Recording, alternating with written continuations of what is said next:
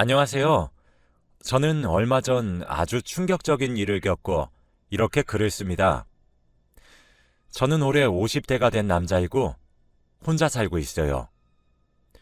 지금 생각해보면 그때의 일이 참 놀랍고 다행인 것 같습니다.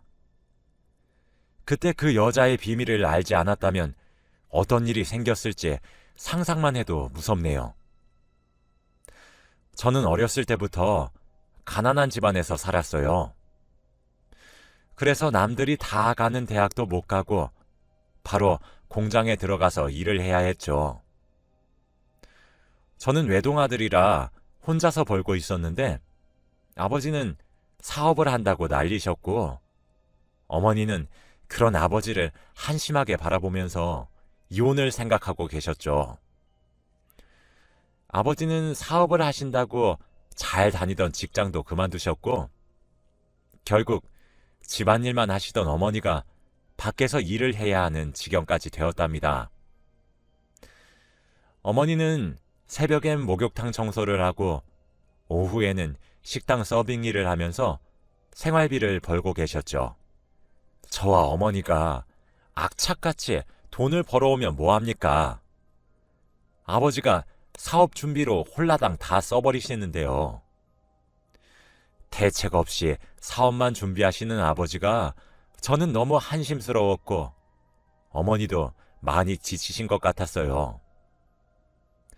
제가 돈이 없으니 친구들과 약속을 잡을 수도 없었고 그러면서 자연스레 친구들과도 멀어졌습니다. 당연히 여자친구도 만들 수 없었죠. 제가 한창 힘들 때 주위에 아무도 없고 의지할 사람이 없으니까 제가 이렇게 된 게 다 아버지 탓 같더라고요. 그래서 최대한 돈을 벌어서 독립을 하자고 꿈꿔왔습니다. 저는 매일같이 새벽에 출근해서 밤새 일을 하고 집으로 돌아왔고 집으로 오면 항상 어머니와 아버지는 한바탕 싸우셨는지 온 집안의 물건이 나뒹굴었죠. 저는 밤늦게 들어가면 그 물건들을 다 치우고 자야 하는 게 일상이 되었고 부모님께서 사이가 좋지 않으시니 이혼을 생각하고 계셨던 것 같아요. 아버지가 가망 없는 사업을 계속 하시다가 망하시고 어머니는 매일같이 사업 뒷바라지를 하시는 걸로 매일 싸우셨고 제 예상처럼 얼마 지나시지 않아 두 분은 이혼을 하셨습니다. 이혼을 하고 어머니는 집을 나가셨고 집에는 저와 아버지 둘이서 살게 되었죠. 어머니는 집을 나가기 전 저에게 조용히 다가오셔서 손을 꼭 잡았습니다. 그러고는 아들, 엄마가 사실 네 아버지 사업 비용 너한테 부담될까봐 이혼 못하고 있었는데 엄마도 이제 많이 지친다. 악착같이 돈 벌어오면 아버지가 훌훌 써버리고 이제 네 아버지도 정신을 차려야 돼. 돈 벌어오는 사람 있고 쓰는 사람 따로 있니? 그러니까 너도 정신 바짝 차리고 아버지가 돈 달라고 하면 절대 주지 말고 네가 하고 싶은 거 하고 살아. 여자도 만나고 옷도 사 입으면서. 알겠지? 엄마 보고 싶을 때마다 연락하고, 응? 어머니는 자신의 경험을 이야기하시면서 저에게 절대 아버지 사업 비용을 빌려주지 말라고 하셨고 저도 그럴 생각이었기에 아버지의 부탁을 거절하는 건 쉬울 줄 알았어요. 그런데 제 예상과 다르게 아버지의 부탁을 거절하기에는 쉽지 않았습니다. 저에게 애걸복걸 하시면서 아들, 이 아비 한 번만 살려다오. 이번 건은 진짜 대박 날 거라니까. 아버지가 이렇게 돈 빌리고 망하면 3배로 갚을게. 응? 제발. 아버지 얼른 사업 성공해서 네 엄마 데리고 와야 돼. 아버지가 그렇게 저한테 애절하게 부탁하시니 저는 거절할 수 없었고 처음이자 마지막으로 아버지에게 사업 비용을 빌려줬습니다. 사실 저도 아버지의 사업이 성공해서 어머니가 집으로 돌아오길 바랬거든요. 그런데 이게 웬일인가요? 아버지의 사업은 대성공이었습니다. 어머니가 돈을 그렇게 빌려주었을 때는 매일같이 망하시더니 딱 한 번 빌려준 그 사업 자금으로 아버지의 사업은 정말 대박이 났어요.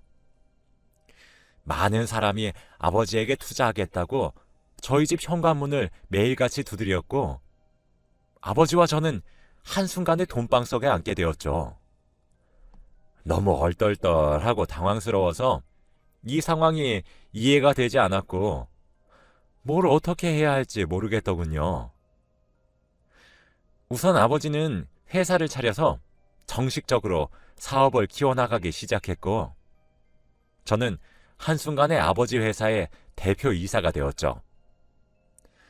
건물의 한 층만 회사로 썼던 아버지는 사업이 점점 커져서 그 건물을 통째로 사들이기까지 했고 저희는 중소기업이 되었습니다. 저와 아버지는 늘 겸손을 마음속으로 새기면서 언제 또 예전처럼 살아갈지 모른다며 너무 기고만장해지지 말자고 했죠. 그리고 더 놀라운 건 주위 사람들의 태도가 바뀌기 시작했습니다. 제가 돈이 없을 시절에 친구들은 늘 저와 다니기 싫어했고 먼저 연락도 오지 않았어요. 그런데 제가 이제 한 회사의 대표이사가 되니까 다들 연락도 많이 오고 자기 회사에 투자도 해달라고 합니다. 처음에는 친구들이 오랜만에 연락이 와서 너무 기쁜 마음에 해달라는 투자도 다 해주고 빌려달라는 돈도 다 빌려줬어요. 그리고 저에게 접근하는 여자들에게도 다 잘해주고 연애도 몇 번 했죠. 그런데 다들 하나같이 자신이 원하는 걸 얻으면 저를 버리고 연락이 안 되기 일쑤였고 여자들도 자기들이 원하는 재벌 아들의 느낌이 나지 않으니까 가차없이 헤어지자고 하더군요. 저는 옛날에 가난했던 기억들이 아직도 생생해서 사치도 부리지 않고 차도 국산차를 타고 다닙니다. 물론 집도 이사를 가지 않고 살던 집에서 아버지와 함께 살고요. 저는 이렇게 살면서 전혀 불편한 거 없이 잘 사는데 주위 사람들은 다 예상과 제가 다르니까 쉽게 떠나버리더군요. 저는 그때부터 친구들의 부탁을 단칼에 거절했고 새로운 사람을 사귀는데 겁이 났어요. 다 제 돈이나 능력을 보고 이용하려고 저를 친구로 삼고 싶어 한다고 느꼈거든요. 그래서 여자도 못 사귀고 친한 친구 하나 없이 일에만 매진하면서 살았어요. 그렇게 몇 년이 지나니까 아버지께서 저에게 아들아, 이제 너도 결혼을 해야 하지 않겠니? 내가 죽기 전에 손주는 못 보고 죽어도 며느리는 꼭 보고 죽고 싶구나. 그리고 아버지 나이가 60이 넘어서 이제 슬슬 회사 경영에서도 물러나야 하고 한번 아버지가 자리 한번 만들어 줄까? 라고 하시는 겁니다. 저는 너무 사람한테 대인 게 많아서 더 이상의 여자는 없을 거라고 생각했지만 며느리를 너무 보고 싶어하는 아버지를 보니까 저도 마음이 약해져서 딱 한 번만 만나보기로 했어요. 아버지가 소개시켜주는 사람을 만나고 싶었지만 그 전에 우연히 한 여자를 만나게 되었는데 정말 예쁘고 살면서 한 번도 나쁜 일을 해본 적 없을 것 같은 아주 순수한 여자였습니다. 그 여자를 본 순간 저는 첫눈에 반했고 대시를 했습니다. 제가 이런 건 처음이라 많이 어색하고 힘들었는데 아마 그 여자도 저의 그런 능숙하지 않은 모습에 더 흔들린 것 같아요. 그 여자와 말을 나누어 보니 정말 순수하고 때 하나 묻지 않은 여자더라고요. 그 여자와 좋은 만남을 이어가면서 저는 끝까지 제가 어떤 사람인지 밝히지 않았습니다. 단순히 작은 회사 하나 운영하고 있다며 조심스럽게 말했죠.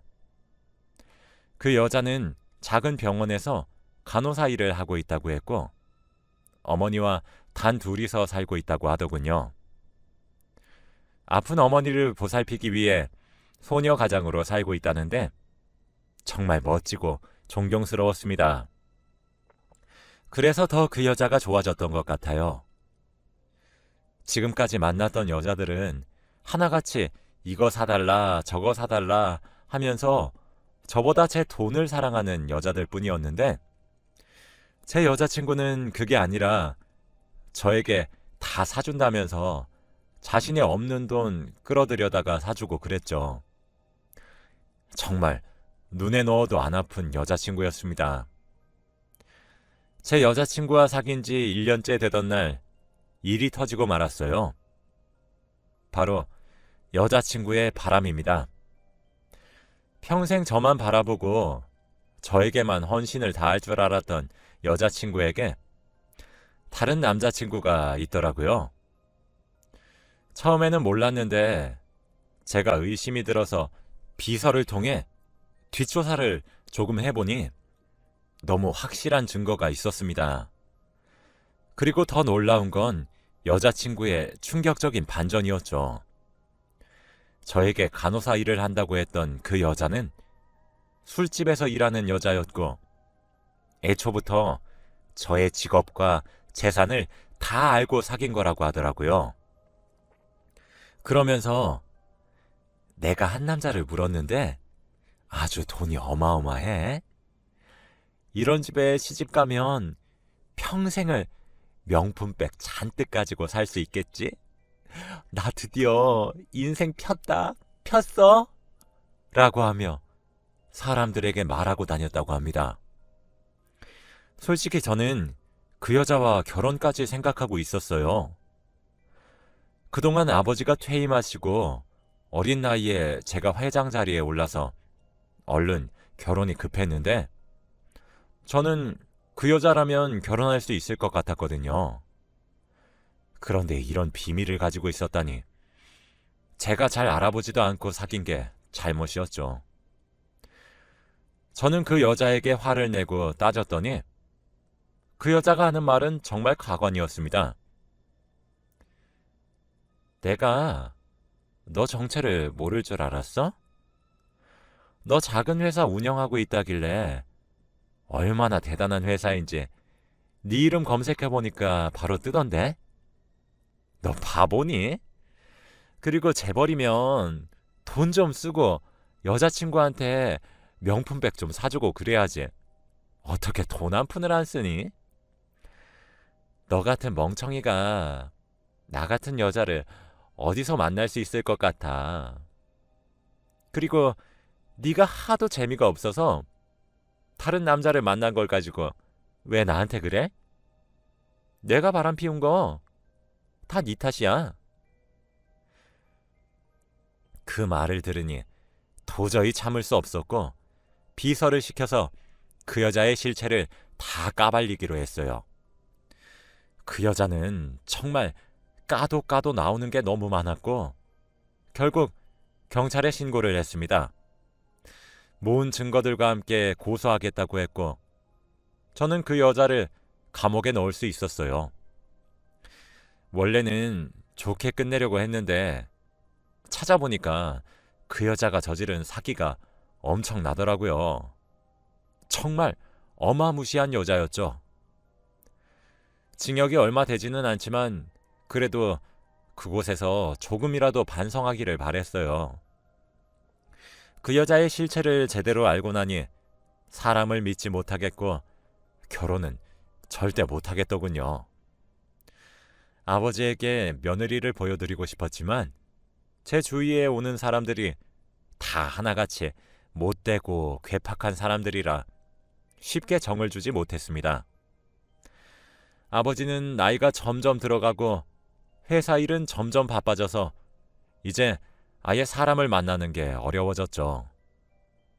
그렇게 몇 년 동안 회사는 점점 커져갔고 아버지도 점점 늙어가셨습니다.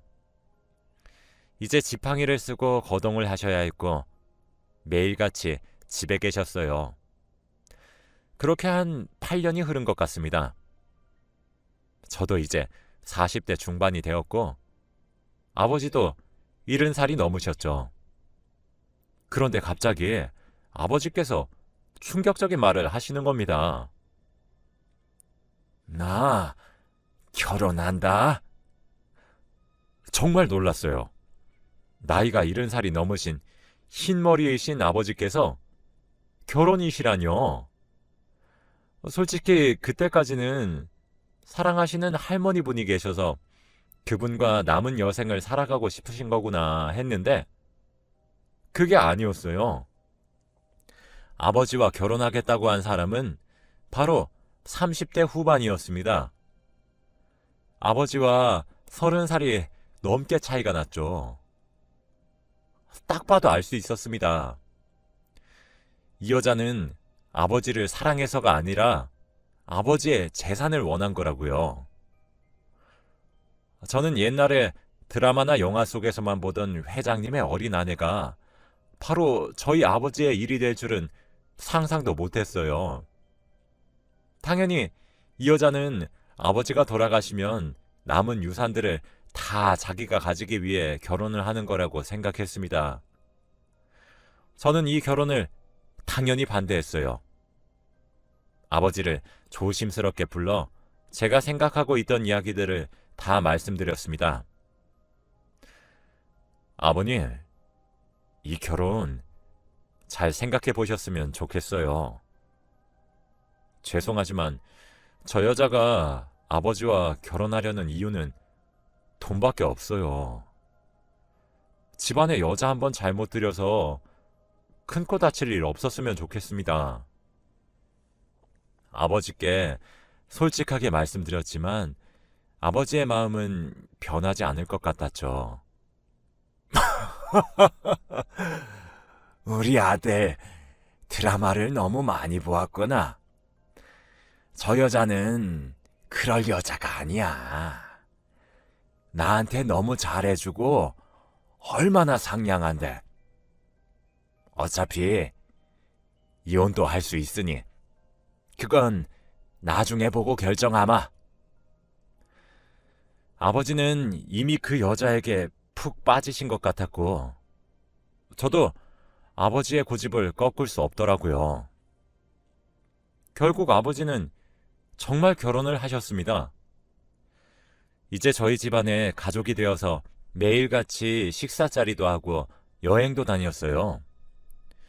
그런데 그 여자가 왠지 모르게 낯익었습니다. 그리고 저에 대해서 너무 잘하는 거 있죠? 저는 복숭아 알레르기가 있어서 복숭아에 관련된 건 아무것도 못 먹어요. 그런데 아버지 지인분께서 복숭아를 선물로 보내셨고 가정부 아주머니께 아주머니, 승창씨 복숭아 못 먹으니까 회장님 것만 깎아주세요. 라고 하는 게 아니겠습니까? 저는 단 한 번도 복숭아 이야기를 꺼낸 적이 없어서 의아스러웠지만 그래도 우리 가족에 대해 관심이 많은 것처럼 보여서 좋게 넘어갔습니다. 그런데 이뿐만이 아니었어요. 저와 아버지 그리고 그 여자까지 3명이서 식당에서 식사를 하고 있었습니다. 그런데 후식으로 복숭아 푸딩이 나왔고 저는 음식을 손에 대지 않고 있었죠. 제가 복숭아 알레르기가 있는지 모르는 아버지는 왜 먹지 않냐고 물었는데 제가 대답하려는 순간 그 여자가 에이, 여보도 참 우리 승창씨 복숭아 알레르기 있잖아요. 라고 하더군요. 그런데 아버지는 나도 모르는 우리 아들의 알레르기를 여보가 어떻게 알아요? 남들이 보면 여보랑 우리 아들이랑 부부인 줄 알겠네. 라고 하셨습니다. 저는 절대 아니라고 손사래까지 쳤지만 그 여자는 좋은지 웃으면서 아무 말도 하지 않더군요. 그리고 몇 분 뒤 갑자기 제게 슬며시 장난을 걸어오는 게 아니겠습니까? 아버지도 저희가 그러고 있는 걸 눈치챘는지 둘이 무슨 장난을 그렇게 치는가? 라고 묻더라고요. 저는 아버지께 쓸데없는 의심을 사고 말았고 그 여자는 왠지 모르게 당황하는 눈치가 아니었습니다. 저는 집으로 돌아와서 그 여자를 불러서 이야기를 나누었어요. 아까 왜 그러셨어요? 아버지 계시는데 장난이 너무 심한 거 아니에요? 내가 누군지 모르겠니? 그 여자는 제가 한 말에 대답하지 않고 쓸데없는 말을 하기 시작하더라고요. 아까 와인 몇 잔 먹었다고 취하신 거예요? 그쪽이 누구라뇨? 저희 아버지 아내분이시잖아요. 아니, 그거 말고 나 어디서 본 적 있는 것 같지 않아? 저는 그 여자의 얼굴을 뚫어지게 쳐다보았고 갑자기 그때 한 여자의 얼굴이 떠올랐습니다. 혹시 나한테 사기친 알아보는구나? 그래 나야. 네가 감옥에 넣은 여자. 저는 정말 놀랐어요.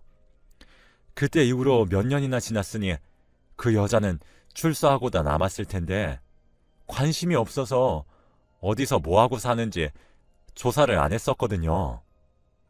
그리고 얼굴도 너무 달라져서 못 알아봤는데 알고 보니 또 출소 후 사기쳐서 번 돈으로 얼굴을 전부 다 성형했더라고요. 드디어 날 알아보는구나. 처음부터 날 못 알아봐서 너무 섭섭했지 뭐야. 내가 그때 너 때문에 깜빵에서 몇 년 버린 거 생각하면 자다가도 벌떡 일어나. 내가 너희 아버지한테 접근한 이유가 뭘 것 같아? 내가 너 회사도 뺏고 돈도 뺏고 다 할 거야. 각오해. 내가 평생 사기만 쳐서 너 같은 애들 한순간에 거지 만드는 거 쉽거든? 너 잘못 걸린 거야. 너희 아버지 죽으면 이 회사랑 집 그리고 돈 다 내 거라고. 저는 정말 어이가 없었어요. 어떻게 그 여자를 다시 집안에 들였는지 정말 저희 아버지가 너무 한심하고 원망스럽더라고요. 그때 갑자기 과거에 제가 당했던 일들이 다시 떠오르면서 너무 절망스러웠고 당장이라도 아버지에게 이혼을 하라고 강요해야 했습니다. 그런데 아버지는 아무리 강요해도 제 말을 들을 생각이 없어 보였고 그 여자한테 너무나 푹 빠져 계시더라고요. 이 집과 회사 그리고 재산을 살려내기 위해서는 그 여자를 어떻게든 내쫓아야 했습니다. 그렇게 혼자서 고군분투를 한 지 몇 달이 되던 때에 갑자기 현관문에서 아버지의 팔짱을 끼고 들어오는 사람이 있었어요. 바로 몇십 년 전 아버지와 이혼을 하고 집을 나간 저희 어머니였습니다.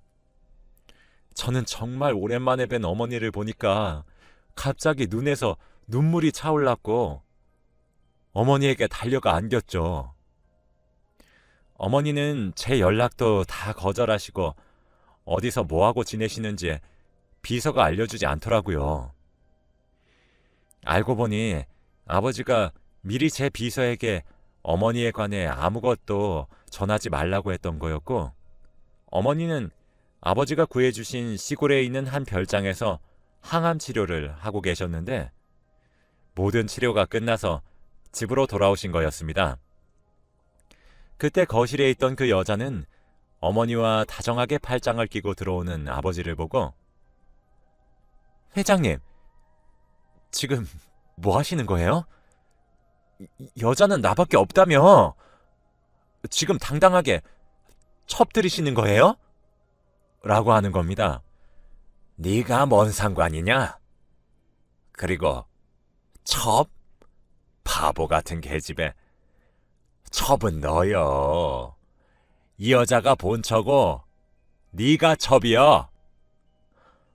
저는 아버지의 말을 듣고 깜짝 놀랐습니다.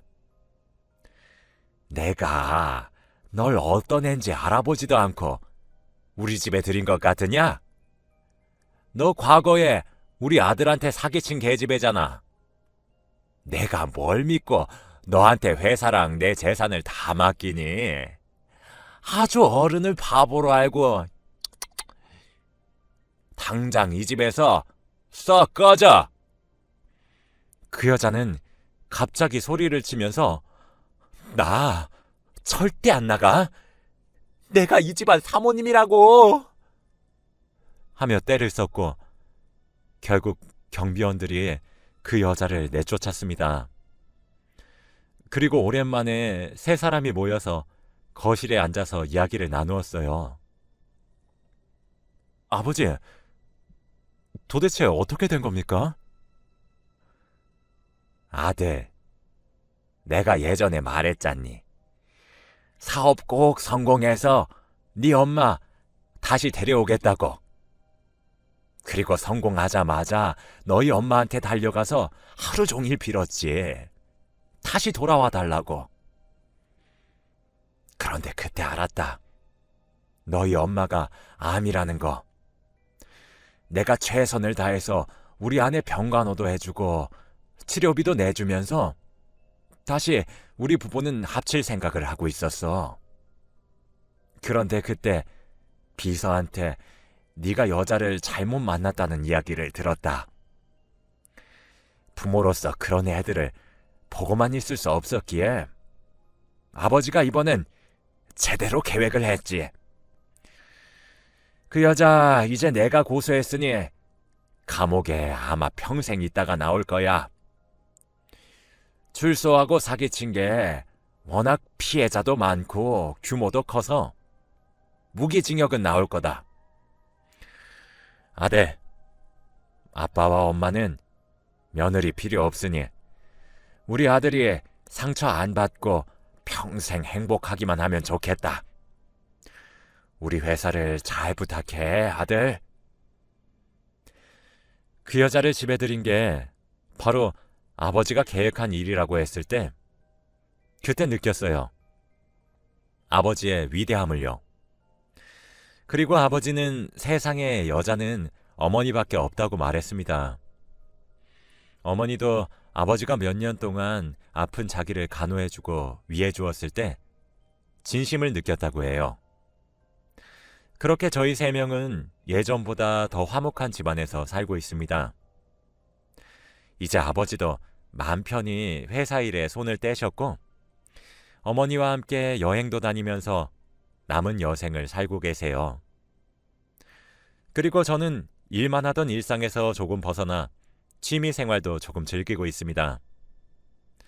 그리고 사기를 어마무시하게 친 그 여자는 지금 감옥에 있다고 해요.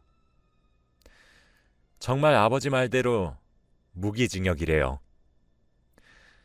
아버지 같은 사람이 없었다면 저는 평생 여자에게 사기를 당하고 있었겠죠.